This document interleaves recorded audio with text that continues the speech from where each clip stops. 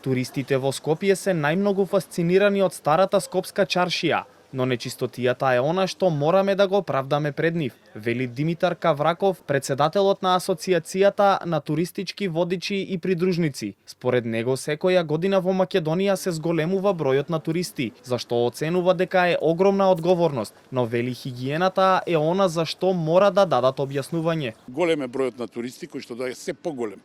Секоја година ние го чувствуваме тоа овдека во Скопје, особено. Вие ќе може да видите тука од старата железничка станица па по улица Македонија се до горе до Свети Спас црквата и Мустафа Пашината џамија. Ние тука имаме проблем што тука пак институциите морам да ги прозвам. Се надевам дека годинава ќе биде нешто подобро.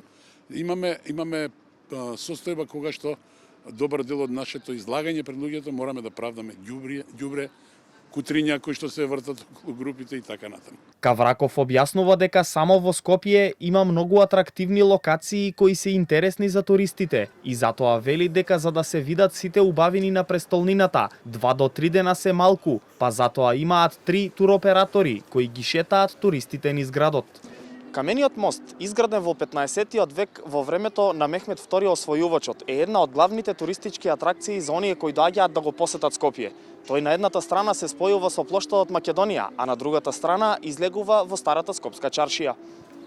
На меѓународниот ден на туристички водичи, од асоциацијата велат дека има заинтересираност за нови водичи. Во државата има околу 1000 лиценцирани туристички водичи, но активни од нив се само 100. За оние што сакаат да станат водичи, Кавраков вели дека треба прво да научат психологија, па потоа историја, бидејќи треба да знаат како да ја пренесат приказната на туристите.